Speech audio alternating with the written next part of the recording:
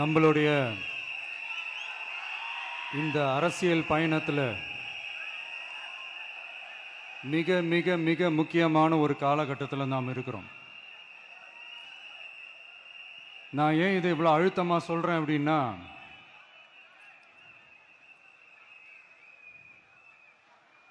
ஏதோ அழுத்தம் இருக்குமோன்னு நினைக்கிறீங்களோ? அழுத்தமா? நமக்கா?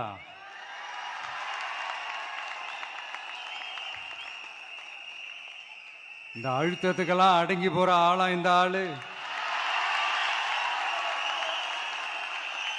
இந்த மூஞ்சா பார்த்தா அப்படியா தெரியுது உங்களுக்கு?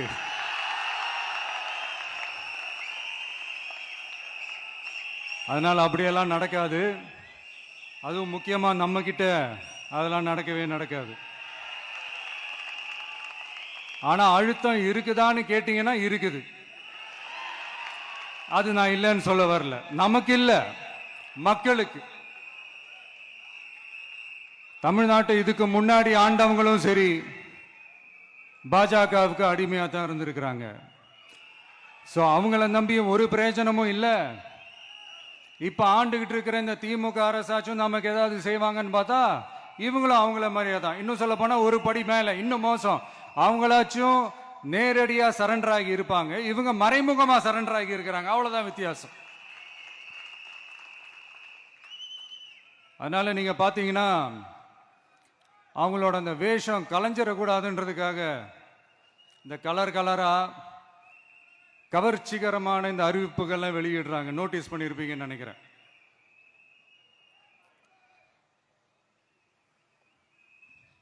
அதனால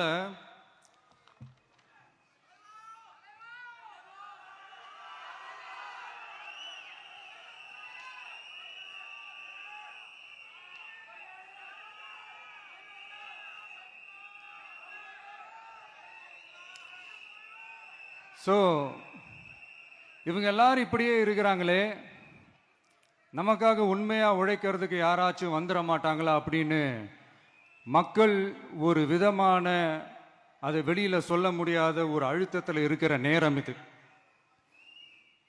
மாத்தி மாத்தி ஓட்டு போட்டு ஏமாந்து அவங்க இப்ப நம்மள நம்புறாங்க. நம்மளுடைய இந்த தமிழக வெற்றி கழகத்தை இந்த விஜய் கூட நிப்பான்னு நம்புறாங்க.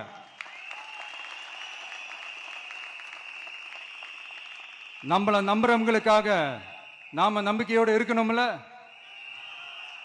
அப்படின்னா இது முக்கியமான, மிக மிக மிக முக்கியமான ஒரு காலகட்டம் தானே. அதனாலதான் அவ்வளவு அழுத்தமா நான் சொன்னேன். இந்த தேர்தல், இந்த கூட்டணி, இதெல்லாம் பத்தி நிறைய இந்த ஹேஷியங்கள் ஜோஷியங்கள் எல்லாம் நடந்துகிட்டு இருக்கு இல்லையா? என்னப்பா இந்த விஜய் இப்பதான் வந்திருக்கிறாரு, இவர் கூடலாம் யார் வரப்போறா, அவங்க வரமாட்டாங்க, இவங்க வரமாட்டாங்க, அப்படி இப்படின்ட்டு நம்மளை பற்றி ஒரு அண்டர் எஸ்டிமேட் பண்ணிட்டு இருக்காங்கல்ல. அதுனா நமக்கு புதுசா என்ன? 30 வருஷமா நம்மளை அண்டர் எஸ்டிமேட் பண்ணிட்டு தான் இருக்கிறாங்க. ஆனால் மக்கள் கரெக்டாக நம்மளை எஸ்டிமேட் பண்ணி ரொம்ப அழகா, ரொம்ப அக்கறையா, ரொம்ப தெளிவா, ரொம்ப தீர்க்கமா நமக்குன்னு ஒரு இடத்த கொடுத்துருக்குறாங்கல்ல. எப்படி? என் கேரியரின் உச்சமான ஒரு இடத்த கொடுத்துருக்குறாங்கல்ல. அதை இந்த நாடே பார்த்துக்கிட்டு இருக்குல்ல. ஏன் அப்படி எனக்கு அந்த இடத்த கொடுக்கணும்? ஏன்னா இந்த விஜய் நம்ம பிள்ளையாச்சே, நம்ம அண்ணனாச்சே, நம்ம தம்பியாச்சேன்னு சொல்லி அவங்க மனசுல அப்படி தோணுது. அதனாலதான் நமக்கு அப்படி ஒரு இடத்த கொடுத்து உள்ளன்போடு அள்ளி நம்மளை அரவணைச்சுக்கிட்டு இருக்கிறாங்க. அப்படி நம்மள நம்புறவங்களுக்காக நாம உழைக்கிறதே அது ஒரு பழக்கமாகி இப்ப அதுவே என்னுடைய ஒரு ஒரிஜினல் கேரக்டராகவே மாறிடுச்சு. இத்தனை வருஷமா இருக்கிற அந்த உழைக்கிற குணம் அது எப்படி மாறும்? அதெல்லாம் மாறவே மாறாது. அரசியலுக்கு வந்ததுக்கு அப்புறமும் சரி, ஆட்சி அதிகாரத்துக்கு வந்ததுக்கு அப்புறமும் சரி, ஒன்னே ஒன்று சொல்ற, எழுதி வச்சுக்கோங்க. இதுக்கு முன்னாடி இருந்தவங்க மாதிரியோ இல்ல இப்ப இருக்கிறவங்க மாதிரியோ ஊழல் செய்யவே மாட்டான்.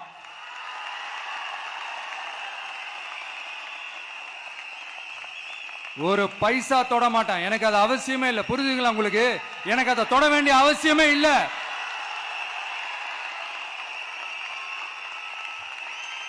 ஒரு துளி ஊழல் கரை கூட படியவே படியாது, படியவும் விட மாட்டான். நீங்க கேட்கலாம், இது என்ன சினிமாவா, இதன முதல்வன் படமா, ஒரே நாள்ல வந்து இவர் எல்லாத்தையும் கிளீன் பண்ணிடுவாரான்னு நீங்க கேட்கலாம். ஓகே, பிராக்டிகலா அது பாசிபிள் இல்லதான். But it is a process, right? It is a process. இப்படி எதுக்குமே ஆசைப்படாத ஒருத்தன் அரசியலுக்கு வரான் அப்படின்னா, அவன் கண்ணு முன்னாடி ஏதாவது ஒரு தப்பு நடக்குது அப்படின்னா, அவன் கண்ணு முன்னாடி ஏதாவது இந்த மாதிரி ஒரு ஊழல் நடக்குது அப்படின்னா, அதை பார்த்துக்கிட்டு அவன் சும்மா இருப்பான்னு நினைக்கிறீங்க?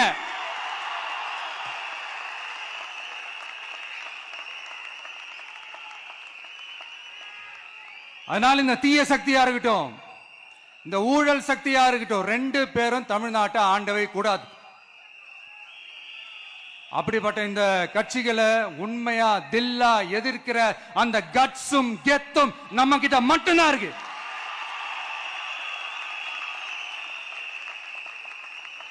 அதனால நீங்க என்ன சூழ்ச்சி நம்ம மேல பண்ணாலும், என்ன அழுத்தம் நீங்க கொடுத்தாலும், இந்த அடங்கி போறதுக்கோ, இந்த அண்டி பொழைக்கிறதுக்கோ, இல்ல இந்த அடிமையா இருக்கிறதுக்கால நாம அரசியலுக்கு வரல. என் மண்ணுக்கும் மக்களுக்கும் யார் என்ன தீங்கு செஞ்சாலும் அதை எதிர்த்து அவங்க கிட்ட இருந்து நம்ம மக்களை பாதுகாக்கிறதுக்காக தான் நம்ம அரசியலுக்கே வந்திருக்கிறோம். அண்ட் முக்கியமா தோழர்களே, மக்களுக்கு என் மேல மட்டும் நம்பிக்கை இருந்தா அது பத்தாது. என் கூட டிராவல் பண்ற என்னோட எல்லா தோழர்கள்கிட்ட அந்த நம்பிக்கை வரணும்.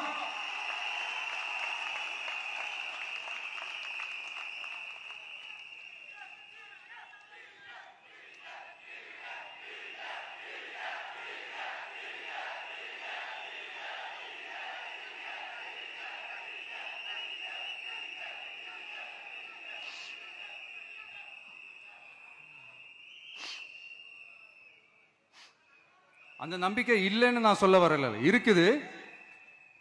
ஆனா அதை தொடர்ந்து இருக்கிற மாதிரி நீங்க எல்லாம் நடந்துக்கணும். தப்பு பண்ண யாரா இருந்தாலும் தப்பிக்கவே முடியாதுன்ற அந்த ஒரு பயம் இருக்கணும். எல்லாரும் உங்களை தான் கேட்கிறேன், எல்லாரும் உண்மையா உழைப்பீங்கல்ல?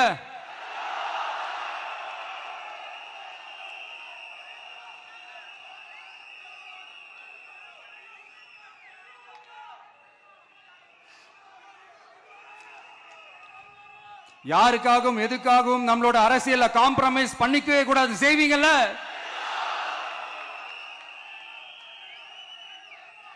அண்ட் தயவு செஞ்சு எல்லாரும் கொஞ்சம் ஒற்றுமையா இருந்து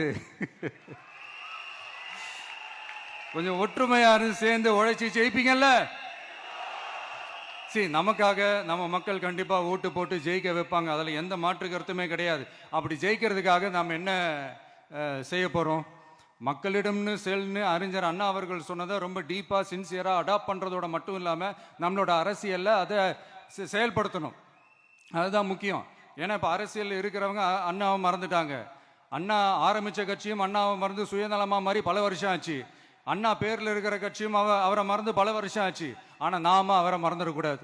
மக்கள்கிட்ட போகணும், மக்களோட மக்களாகவே இருக்கணும், மக்களுக்காகவே இருக்கணும். அதுக்காக நாம் என்ன செய்ய போகிறோம், என்னெல்லாம் செய்ய போகிறோம், அதுக்காக தான் இந்த மீட்டிங். ஆரம்பிக்கலாமா? இந்த ரெண்டு கட்சிகள், ஆண்டு கட்சியா இருக்கட்டும், இப்ப ஆள்ற கட்சியா இருக்கட்டும், அவங்கள பொறுத்த வரைக்கும் பூத்துனா என்ன தெரியும்ல? அவங்கள பொறுத்த வரைக்கும் பூத்துனா கள்ள ஓட்டு போடுற இடம். ஆனா நமக்கு, நம்ம டிவிகேவுக்கு அது ஒரு ஜனநாயக கூடம். அங்க ஜனநாயகம் திருடுறாம நம்ம பார்த்துக்கணும். ஒவ்வொரு ஓட்டையும் நம்ம பாதுகாக்கணும். எப்படி பாதுகாக்கிறது? ஒவ்வொரு வீட்டில் இருக்கிற ஒவ்வொரு ஓட்டும் நமக்கு தானே ஃபர்ஸ்ட் கன்ஃபார்ம் பண்ணுங்க. எனக்கு தெரிஞ்சு தமிழ்நாட்டில் ஒரு 2.25 கோடி ரேஷன் கார்டுகள் இருக்கும்னு நினைக்கிறேன்.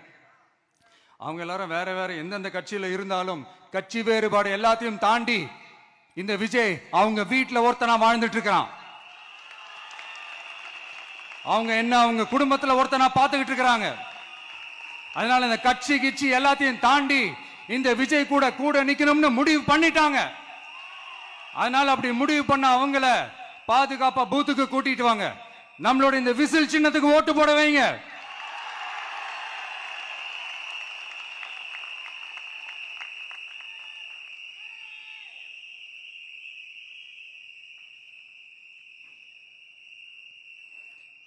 ஒன்றியம், நகரம், பேரூர், பகுதி, கிளைன்னு இங்க வந்திருக்கிற நம்மள எல்லார் நிர்வாகிகளும் தான் நம்ம கட்சியினுடைய ஆணி வேர். நீங்க எல்லாரும் சுதந்திரமா செயல்படணும், சுதந்திரமா செயல்பட விடணும்.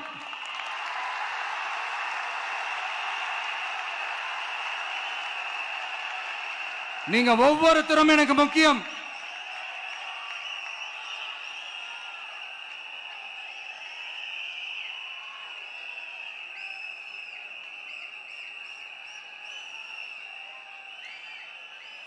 நீங்க தான் நம்மளுடைய இந்த பிஎல்ஏஸ் பூத் லெவல் ஏஜென்ட்ஸோட களத்தில் நின்று வேலை பார்க்க போற ஃப்ரண்ட் லைன் வாரியர்ஸ்.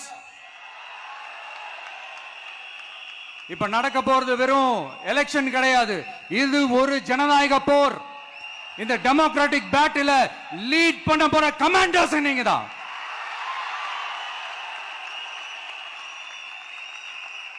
நான் ஏன் இது எவ்வளவு ஸ்ட்ரெஸ் பண்ணி சொல்றேன் அப்படின்னா, இந்த தீய சக்தி எப்படி இந்த தீய சக்தியோட தில்லு முள்ளுலாம் உங்களுக்கே நல்லா தெரியும். முழிச்சிட்டு இருக்கும் போது முழியை தோண்டி எடுத்துட்டு போற கூட்டம். அதனால கொஞ்சம் ஜாக்கிரதையா இருக்கணும். நம்ம எலெக்ஷனுக்கு இன்னும் 3 மாசம் தான் இருக்குது, அவ்வளவு கூட இல்லைன்னு நினைக்கிறேன். இந்த 3 மாசத்துல நீங்க செய்ய போற அந்த களப்பணியில தான் நம்மளுடைய வெற்றியே இருக்குது. உங்களுக்கு இந்த விஜய் பிடிக்கும்ன்றது உண்மைனா, சத்தியம்னா, உங்களோட உழைப்புல அதை காட்டுங்க. அப்புறம் நாங்க அறிவிக்க போற வேட்பாளர்களுக்கு நீங்க உங்களுடைய முழு ஒத்துழைப்பை நீங்க கொடுக்கணும். கொடுப்பீங்க தானே?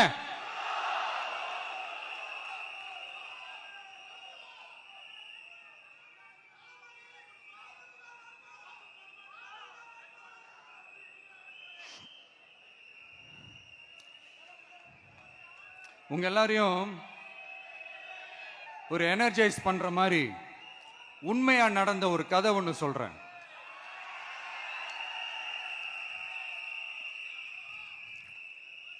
சொந்த நாட்டையே ஒரு கூட்டம் அபகரிக்குது. சொந்த நாட்டிலேயே இருக்க முடியாத அளவுக்கு ஒரு நெருக்கடி ஏற்படுது.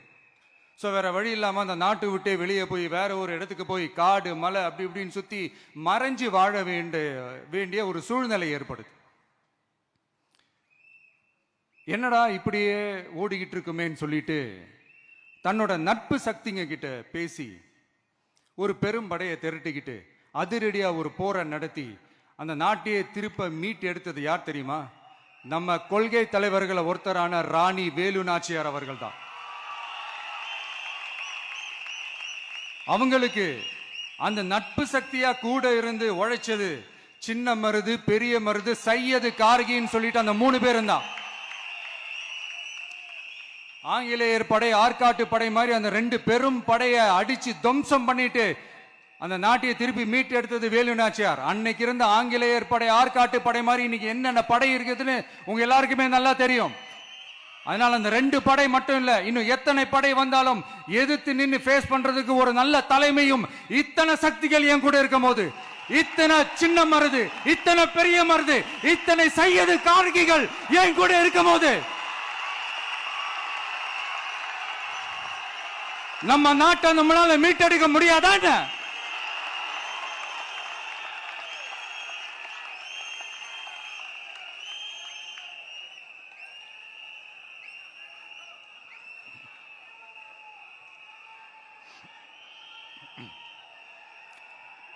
அதுவும் இந்த படை, நம்மளுடைய இந்த டிவிகே படை நட்பு சக்தி இருந்தாலும் இல்லைனாலும் தனியாவும் நின்று கெத்தா ஜெயிக்கிற அளவுக்கு ஒரு மிகப்பெரிய படை. அதுலயும் ரொம்ப முக்கியமா இன்னைக்கு இந்த கூட்டத்துக்கு வரலனாலும் நான் அந்த போர்ல நடந்த அந்த கதை மாதிரி கட்ஸான குயில்கள் நிறைந்த பெண்கள் படையும் நம்மளோட இருக்கிறாங்க. அந்த பெண்கள் படையை பார்த்துதான் அரசியல் அரங்கமே அதிர்ந்து போயிருக்குது. அதனால எல்லாரும் ஒரு நிமிஷம் எனக்காக எந்திரிச்சு நில்லுங்களேன் ப்ளீஸ். நான் சொல்றதை கொஞ்சம் ரிப்பீட் பண்ணுங்க. இந்த 2026 சட்டமன்ற தேர்தல்ல நாம எல்லாரும் உண்மையாக உழைப்போம், சத்தியமாக உழைப்போம், உறுதியாக உழைப்போம், ஒற்றுமையாக உழைப்போம். தேங்க்யூ. Please sit down.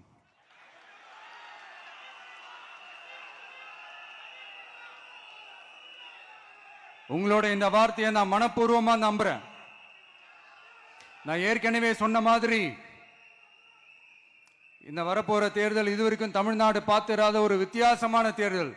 நம்மளுடைய படை வரிசையும் அப்படிதான், ஒரு பவர் பேக்ட் ஃபோர்ஸ். இவ்வளவு நாள் இதை நாம மட்டும்தான் சொல்லிக்கிட்டு இருந்தோம். இப்ப கொஞ்சம் கொஞ்சமா அதை வெளியில சொல்ல ஆரம்பிக்கிறாங்க. என்னடா இந்த விஜய் கூட இருக்கிற ஃபோர்ஸை பார்த்தா சாதாரண ஃபோர்ஸ் மாதிரி தெரியல, மிலிட்டரியோட பெரிய ஃபோர்ஸா இருக்குது, வரப்போற எலெக்ஷனை கணிக்கவே முடியல, அப்படி இப்படின்னு சில குரல்கள்லாம் கேட்க ஆரம்பிக்குது.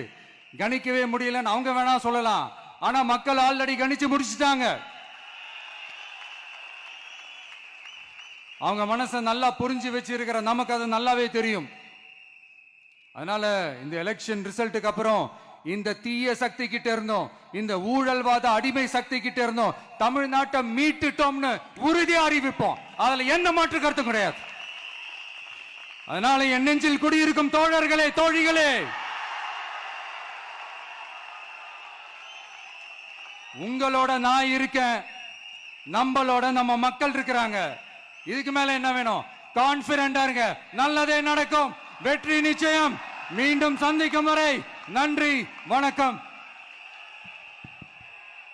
தமிழக வெற்றி கழகத்தின் வெற்றி தலைவர், தர்மத்தாயின் தவ புதல்வன், தலைவரின் பொற்கரங்களால்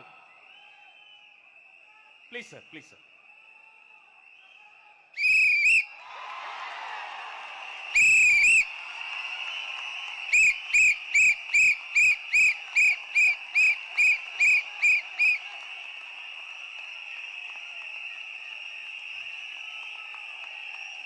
நம்ம சின்னம் உங்கள் சின்னம், நம்மளுடைய வெற்றி சின்னம் விசில். கப்பு முக்கியம் பகிலே.